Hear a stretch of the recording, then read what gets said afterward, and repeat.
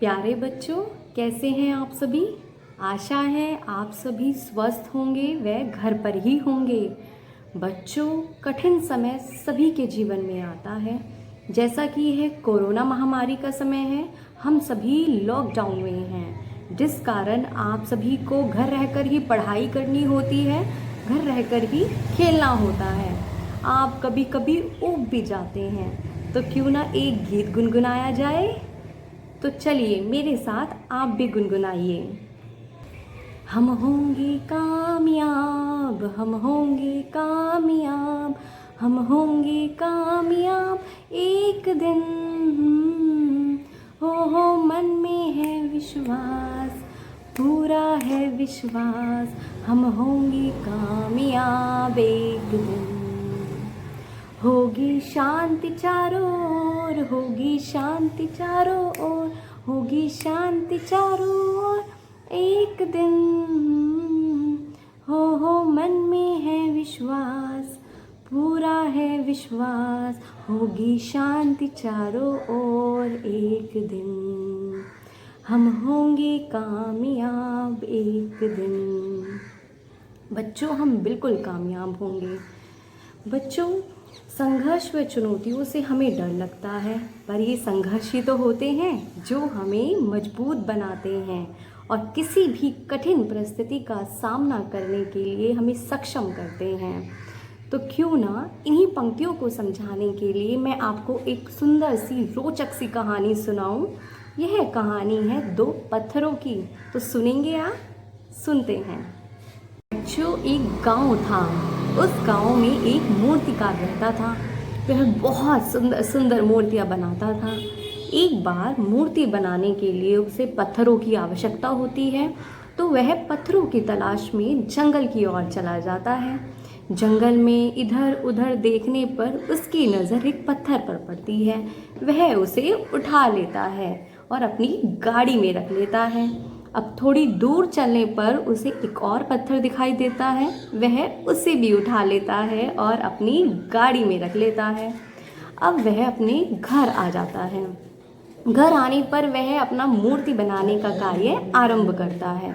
जैसे ही वह पत्थर पर जोर से चोट मारता है, तभी आवाज़ आती है, रुको रुको, कृपा करके रुको। वह मूर्तिकार इधर उधर देखता है, यह आवाज़ कहाँ से आ रही है। तभी वह आवाज़ फिर से आती है, रुको रुको, कृपा करके रुको, मुझ पर हथौड़ा मत चलाओ, मैं टूट जाऊंगा, मैं बिखर जाऊंगा, तुम किसी और पत्थर से मूर्ति बना लो। वह यह कहता है। मूर्तिकार को उस पर दया आ जाती है। वह उसे छोड़कर दूसरे पत्थर से मूर्ति बनाने का कार्य आरंभ करता है। अब वह पत्थर पर बहुत ज़ोर ज़ोर से चोट मारता है, लेकिन इस बार कोई आवाज़ नहीं आती और मूर्ति बनकर तैयार हो जाती है। कुछ दिनों बाद मूर्ति की स्थापना का दिन आता है। सभी गांव वाले एक साथ मोहन के घर आते हैं। मोहन, अरे मोहन, क्या तुमने मूर्ति बना दी? मोहन कहता है, हाँ हाँ, वह तो मैंने 2 दिन पहले ही बना दी थी। ठीक है, ये तुमने ठीक किया। सुनो, हम मूर्ति को मंदिर ले जाते हैं और इसकी स्थापना कर देते हैं। तो सभी लोग मूर्ति को लेकर चल देते हैं। तभी उन गांव वालों में से एक आदमी कहता है, अरे रुको रुको, एक पत्थर भी तो चाहिएगा मूर्ति के सामने रखने के लिए, ताकि हम उस पर नारियल फोड़ सके। वह इधर उधर नज़र दौड़ाता है। तभी उसकी नज़र उस पत्थर पर पड़ती है जिसे मूर्तिकार ने छोड़ दिया था। वह उसको उठा लेता है। यह बढ़िया है, मजबूत है। जब हम इस पर नारियल फोड़ेंगे, नारियल झट से फूट जाएगा। यह सोचकर वह उस पत्थर को अपने साथ ले चलते हैं। पत्थर जैसे ही रोना शुरू कर देता है, अरे नहीं नहीं, मुझे मत लेकर जाओ, हे भगवान मुझे बचा लो, मुझे विपरीत परिस्थितियों से बहुत डर लगता है, मैं इनका सामना कभी नहीं कर सकता, हे भगवान मुझको बचा लो, मुझे कहीं नहीं जाना। वह पत्थर रास्ते भर यूं ही जोर जोर से चिल्लाता रहता है अब सभी गांव वाले मंदिर पहुंच जाते हैं और मूर्ति की पूजा करनी शुरू करते हैं।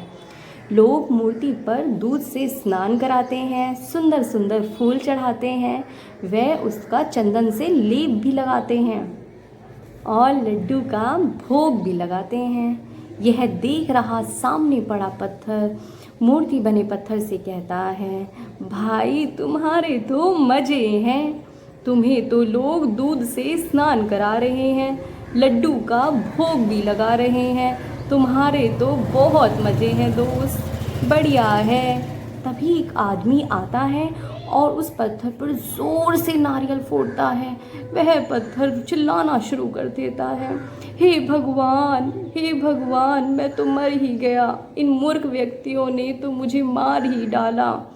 अरे मूर्ख व्यक्तियों, तुम्हें नारियल चढ़ाने का इतना ही शौक है, अपने सर से नारियल क्यों नहीं फोड़ लेते।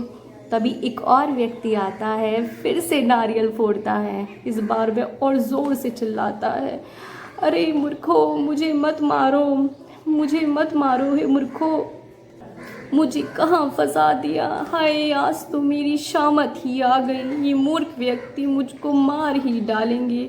हे भगवान, मैं तो जंगल में ही ठीक था, पेड़ के नीचे आराम कर रहा था। हाय, मुझे बचा लो भगवान, ये लोग मुझको मार ही डालेंगे। वह पत्थर यूं ही रोता बिलखता रहता है। तब सामने मूर्ति बना पत्थर उस पर ज़ोर ज़ोर से हंसता है। हा हा हा हा हा। यह कहता है, तुम तो हंसोगे ही मुझ पर, तुम्हारी तो सेवा कर रहे हैं लोग, तुम्हें तो लड्डू का भोग भी लगा रहे हैं। यहाँ इन मूर्खों ने मेरी कमर की हालत ही ख़राब कर दी है। हाय, कोई मलहम ही लगा दो, बहुत दर्द हो रहा है। तब मूर्ति बना पत्थर उस पत्थर को समझाता है, दोस्त, यदि उस दिन तुमने पहला प्रहार सह लिया होता तो तुम आज मेरी जगह होते, लोग तुम्हारी भी पूजा कर रहे होते। लेकिन उस दिन तुम डर गए, तुमने आसान रास्ता चुना और आज तुम्हें कठिन परिस्थितियों का सामना करना पड़ रहा है। दोस्त, हम जब भी किसी कठिन परिस्थिति से घबराते हैं या डरते हैं, उस वक्त तो हमें बहुत अच्छा लगता है और आराम भी मिलता है, किंतु आगे की राह और भी कठिन हो जाती है। समझे मेरे दोस्त? पत्थर को यह बात समझ आ जाती है, मुझसे गलती हो गई, मैं समझ चुका हूँ। जो लोग मुश्किल परिस्थितियों से नहीं घबराते, वे उसका सामना हिम्मत से करते हैं। लोग उसी की पूजा करते हैं और उन्हीं को सम्मान देते हैं। उस दिन आपने हथौड़ी की मार को सहा, इसलिए लोग आज आपकी पूजा अर्चना कर रहे हैं। आप अवश्य ही ईश्वर हैं, मुझे अपनी शरण में ले लीजिए। मुझे अपनी भूल का एहसास हो गया है।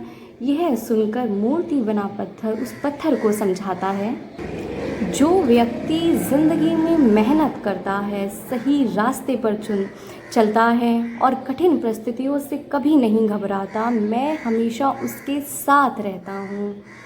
तभी एक आदमी उस पत्थर पर ज़ोर से नारियल फोड़ता है और इस बार वह पत्थर अपनी आंखें कस के बंद कर लेता है और जैसे ही वह आंखें खोलता है, इस बार पत्थर टूट चुका होता है, नारियल टूट गया होता है और उसको बिल्कुल भी दर्द नहीं होता।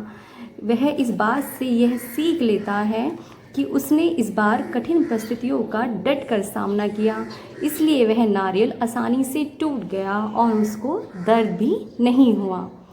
नारियल टूटने के कारण उसको उसका पानी पीने के लिए मिलता है और लोग उस पर लड्डू का भोग भी लगाते हैं, जिस कारण उसे लड्डू खाने के लिए मिलता है। तो प्यारे बच्चों, जैसा उस पत्थर ने भविष्य में आने वाली किसी भी कठिन परिस्थिति से ना घबराने का फैसला लिया, तो क्या आप भी भविष्य में आने वाली या वर्तमान में चल रही किसी भी कठिन परिस्थिति से नहीं घबराएंगे और उसका सामना हिम्मत व डट कर करेंगे। आशा है आप सभी को यह कहानी बेहद पसंद आई होगी। धन्यवाद।